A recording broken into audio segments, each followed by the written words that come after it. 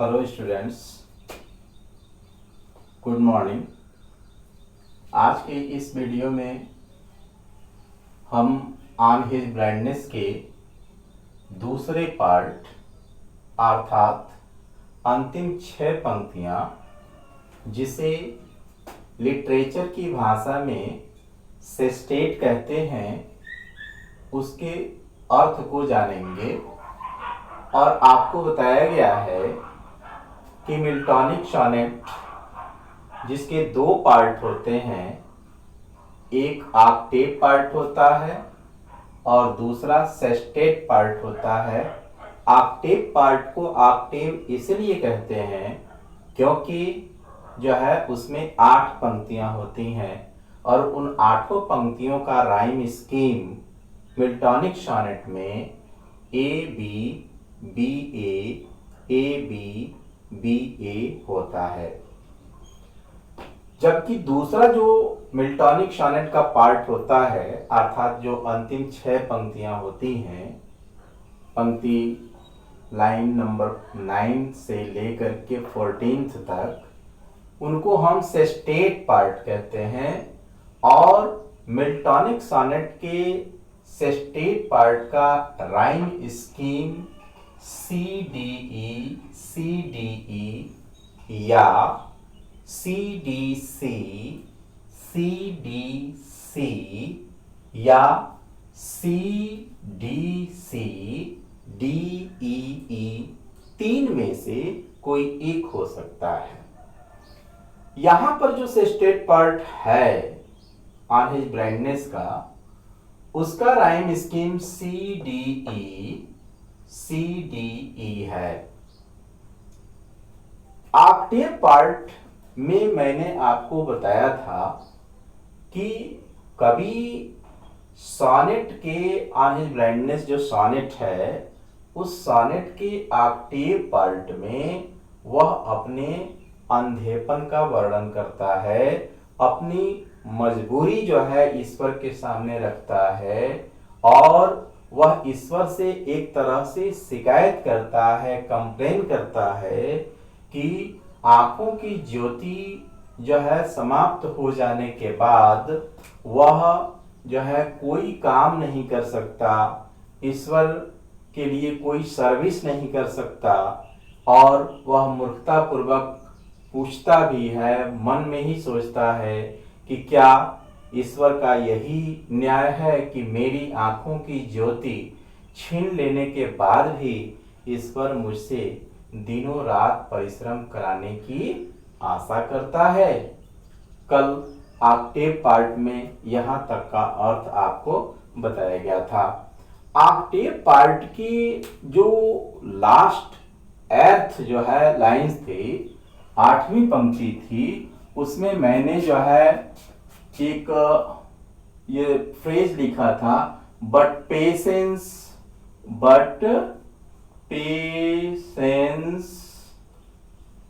To prevent, उसको जोड़ना पड़ेगा आज। बट पेशेंस टू प्रिवेंट, ये 8वीं पंक्ति में ही यह फ्रेज था कि जो है जब मैं ये सोचता हूं, अर्थात कभी कहता है कि जो है जो अनायास में बड़बड़ा रहा हूं, वो उस बड़बड़ाहट को रोकने के लिए धैर्य, पेशेंस, मेरा धैर्य, टू प्रिवेंट का मतलब टू स्टॉप, इसको रोकने के लिए। तो अब यहां से आप देखेंगे कि ऑक्टेव पार्ट के जो सेंस है, पोएट का जो ऑक्टेव पार्ट में सेंस है, उससे अलग सेंस जो है वह सेस्टेट पार्ट में रखता है। सॉनेट में यही होता है, विशेष तौर पर मिल्टॉनिक सॉनेट में तो ऐसे ही सेंस होते हैं। ऑक्टेव पार्ट का सेंस कुछ और ही निकलता है और सेस्टेट पार्ट का सेंस कुछ और ही होता है, इसीलिए इसके 2 भाग बना दिए जाते हैं। तो हमने चर्चा किया था कि बट पेशेंस टू प्रिवेंट, लेकिन मेरे इस बड़बड़ाहट को, क्योंकि आगे जो है मरमर पड़ेगा, इस बड़बड़ाहट को रोकने के लिए धैर्य ने सून रिप्लाइज, जल्द ही उत्तर दिया। अर्थात अभी थोड़ी देर पहले जो है उसी मन से जो है वह ईश्वर की शिकायत कर रहा था, और अभी जो है दूसरे क्षण उसे रियलाइज हो जाता है, वह जान जाता है कि नहीं नहीं, ईश्वर का इसमें कोई दोष नहीं है। He recognises the power of God, वह ईश्वर की शक्ति को पहचानता है, और तब जाकर के वह इस बात को लिखता है। कहता है कि मेरे इस बड़बड़ाहट को रोकने के लिए, जो मैं बड़बड़ा रहा था ईश्वर के बारे में, उसको रोकने के लिए मेरे धैर्य ने, पेशेंस ने सून रिप्लाइज, जल्द ही उत्तर दिया। अर्थात जल्द ही वह जो है समझ जाता है, रियलाइज कर लेता है। क्या वह रियलाइज करता है? God doth not need either men's work or his own gifts. ईश्वर को, गॉड ईश्वर को doth not need, does not need, जरूरत नहीं होती है आइदर मेंस वर्क, या तो मनुष्य के द्वारा किए गए किसी कार्य की, और हिज ओन गिफ्ट्स, या उस अपने उपहारों के बदले भी ईश्वर जो है किसी से कुछ नहीं चाहता। अब यहाँ पर थोड़ा सा हम रुकेंगे और इसकी चर्चा करेंगे और समझेंगे कि इस फ्रेज का प्रयोग इसमें, इस पंक्ति में क्यों किया गया है। ऐसा जो है, ऐसी भावना होती है, ऐसा माना जाता है कि जो कुछ भी दिया हुआ है वो सब ईश्वर का दिया हुआ है, और ईश्वर में आस्था रख करके और भाव विभोर हो करके यदि हम कुछ उसे चढ़ाते भी हैं तो he does not accept it, वह उसे स्वीकार नहीं करता। अर्थात कवि यहाँ ये कहना चाहता है कि ईश्वर तो हमें बहुत कुछ देता है, अनेकों उपहार देता है, धन का उपहार, अन्न का उपहार, इस तरह के अनेकों उपहार देता है, लेकिन वह अपने उपहार के बदले कुछ नहीं चाहता। ठीक उसी प्रकार उसे मनुष्य के द्वारा किए गए किसी कार्य की आवश्यकता नहीं होती है। अर्थात यहाँ पर सेंस देखेंगे, पोएट सोचता क्या है, समझता क्या है। कवि यह सोचता है कि मैं जो अपने पोएटिक टैलेंट की चर्चा कर रहा था, वह कोई जरूरी नहीं है कि मैं पोएटिक टैलेंट का प्रयोग करके ही मैं ईश्वर की सेवा कर सकता हूँ। ये ऐसा नहीं हो सकता कि ईश्वर मुझे जो है इस काम के लिए हमेशा जो है, मैंने वो हमेशा चाहे कि मैं इस काम को करता रहूं। तो वह अपने उपहार के बदले कुछ नहीं चाहता।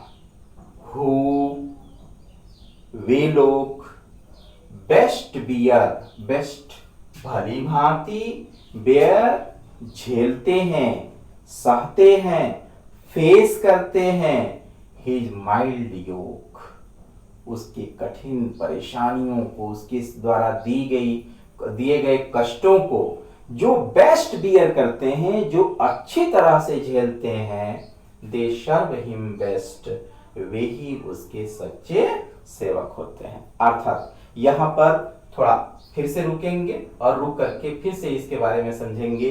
कवि कहता है कि जो है जब वह अंधा हो गया है तो उसके सामने तो बहुत बड़ी मुसीबत खड़ी हो गई है, और वह इस मुसीबत को झेल करके ही वह ईश्वर की सच्ची सेवा कर सकता है। अर्थात ईश्वर के लिए उसे आदेश है कि इतने दिनों तक तुम जो है अपने पोएटिक टैलेंट का यूज करके बहुत परिश्रम किए, बहुत मेहनत किए, अब तुम्हें इसे झेलना है और झेल करके ही मेरी सेवा करनी है।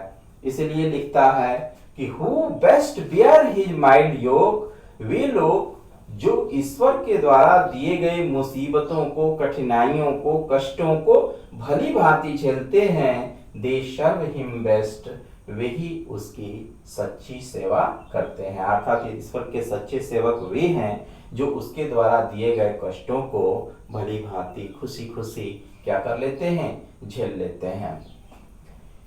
हिज स्टेट, अब यहां से देखिएगा, यहां से ये जो पंक्तियां हैं वो बहुत ही इंपॉर्टेंट मानी जाती हैं।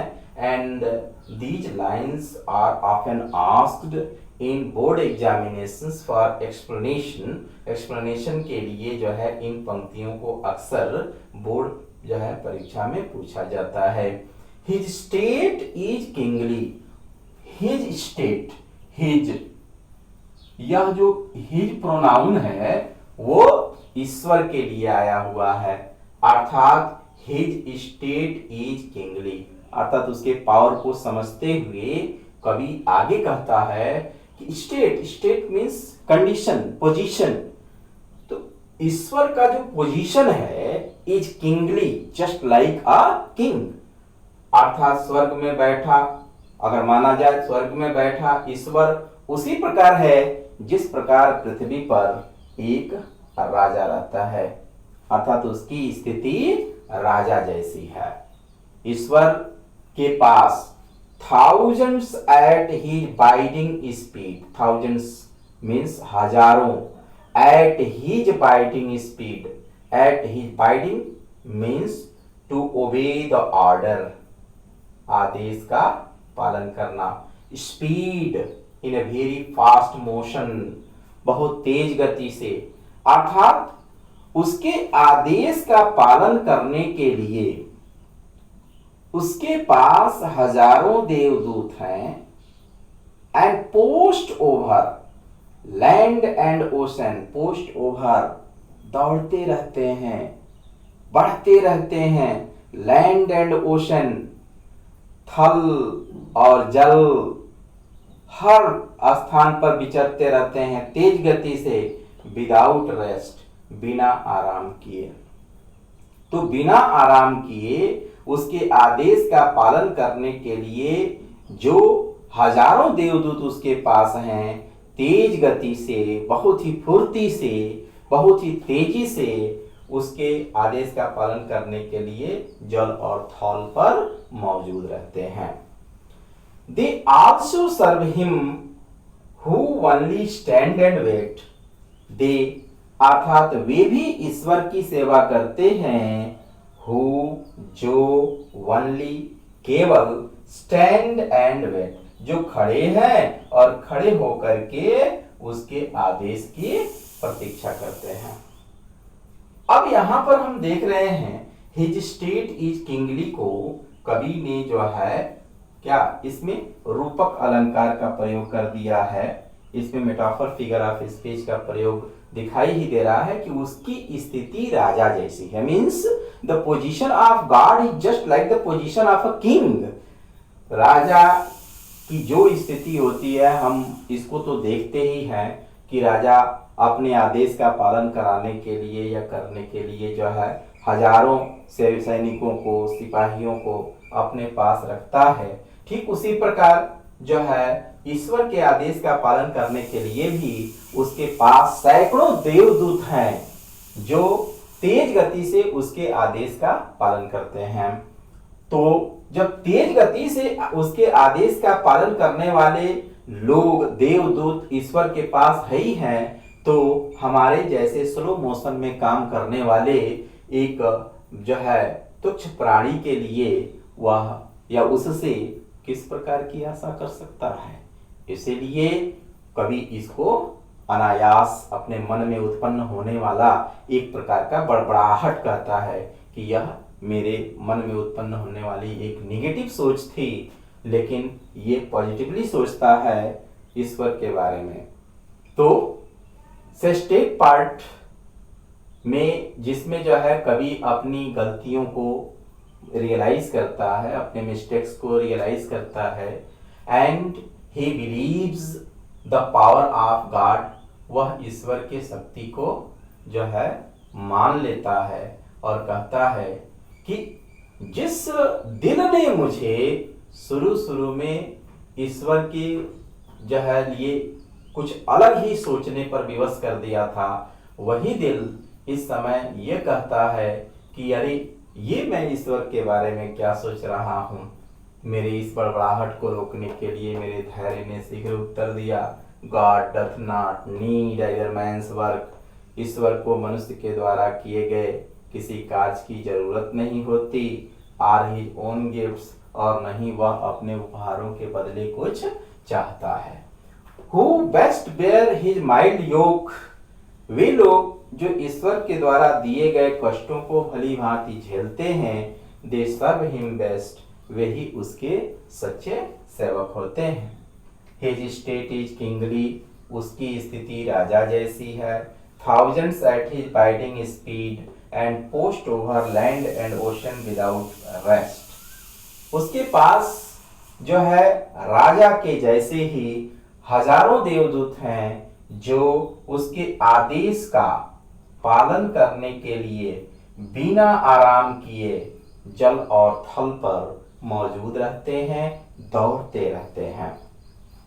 They also serve him who only stand and wait, वे भी ईश्वर की सेवा करते हैं जो खड़े रहते हैं और खड़े रह करके उसके अगले आदेश की प्रतीक्षा करते हैं। अब यहाँ पर ये जो पंक्ति है कवि अपने लिए ही लिखा है। यदि जो है गहराई से सोचा जाए तो कवि यहाँ ये कहना चाहता है कि ईश्वर के लिए जो है कवि के लिए ईश्वर का ये आदेश है कि अब तुम यहीं पड़े रहो और ईश्वर के अगले आदेश की प्रतीक्षा करो, कि वह तुम्हें क्या आदेश देता है। अर्थात अब ईश्वर के लिए तुम्हें आदेश यही है कि उसके द्वारा तुम दिए गए कष्टों को जितना भी समय अब बचा हुआ है उसको खुशी खुशी झेल लो। तो यही है आपका ये सिस्टेम पार्ट। नेक्स्ट वीडियो में मैं आपको जो है इसका एक्सप्लेनेशन और इसका सेंट्रल आइडिया बताऊंगा। तब तक के लिए धन्यवाद। Thank you.